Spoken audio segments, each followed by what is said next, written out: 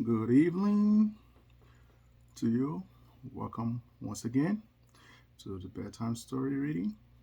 Today is Tuesday, September 3rd.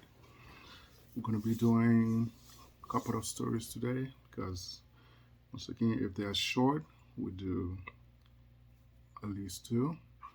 If they're long, like 10 minutes, then we do just one story. So, today we'll be doing two. The first one is A Bad Case of Stripes.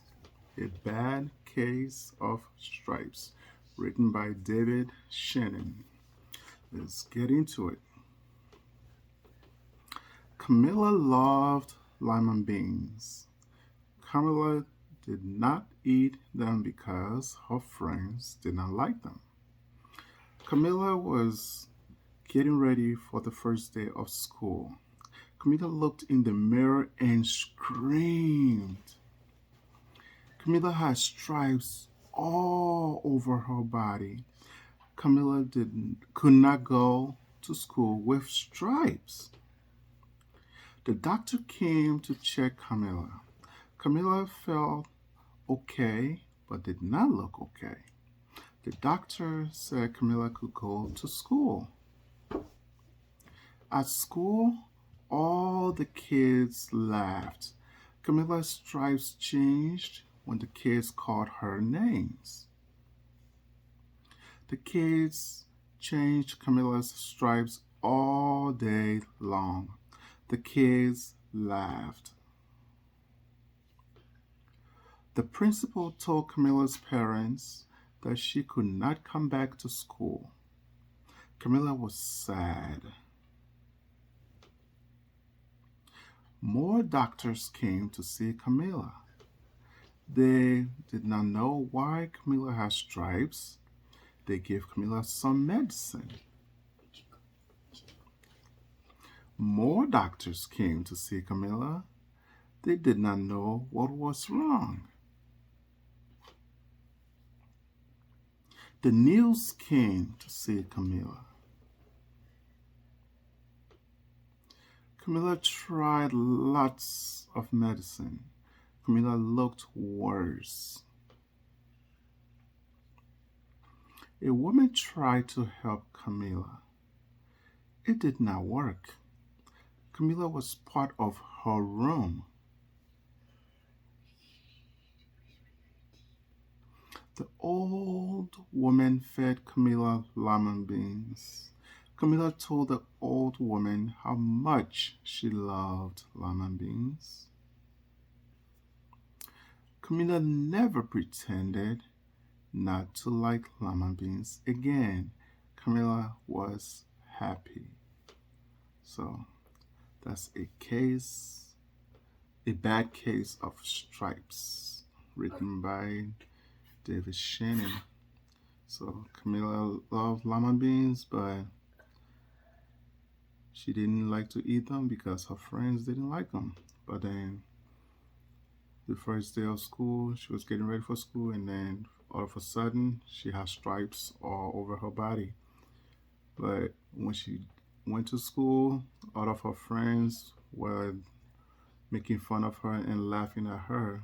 But every time they laughed or called her names, her stripes would change. And you know, kids, once they figured that out, they started making fun, laughing more and more, and her stripes started changing the whole day. Doctors came, but they didn't know what was wrong with her. So that's the first book. The second one we're going to read here is another short one. It says, I don't want a haircut. I probably need a haircut. I don't want a haircut. Written by Daniel Enrico. Illustrated by Hilda Clara. Written by Daniel Enrico.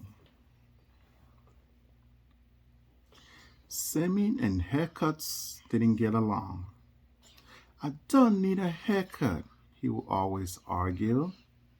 One day, Sammy got his worst haircut yet. After that, he decided he would never get another haircut again. For a while, he loved his long hair. It grew past his eyes, and he liked how it blew in every direction when it was windy outside. It grew past his nose, and he liked how it moved when he shook his head around. It grew past his chin, and he didn't miss the barber at all. But as his hair got longer, some things got harder. It was harder for Sammy to see, since the hair covered his eyes. He ate 2 stacks of napkins before he realized they weren't pancakes. It was harder for Sammy to wash his hair since it was so long. In the shower, he found 2 potato chips and a paper clip stuck in his hair. It even got harder for Sammy to wear hats. His baseball cap couldn't possibly fit on a head with so much hair. It grew past his shoulders, and Sammy didn't know what to do with it.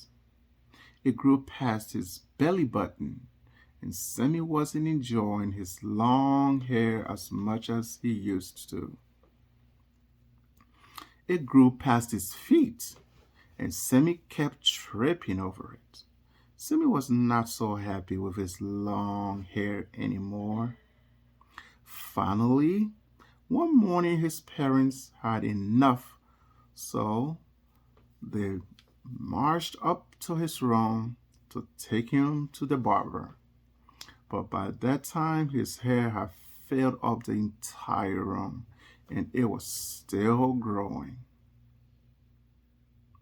Sammy squeezed out the front door, and his hair followed behind. He sat in the back seat of the car, and his hair dragged behind him. His parents sat him in the barber chair, and his hair filled up the entire shop. When the haircut was over, Sammy felt great. When he looked in the mirror, he decided that maybe he was wrong about haircuts. Everyone was happy, except for the barber, who spent the next 3 days cleaning up all the hair he had cut. The end. I Don't Want a Haircut by Daniel Enrico. That's the second story. So I hope you are following along these videos and either playing them to your kids or just listening to it, and we'll try to bring more stories. But until then, have yourself a good night and God bless. Bye bye.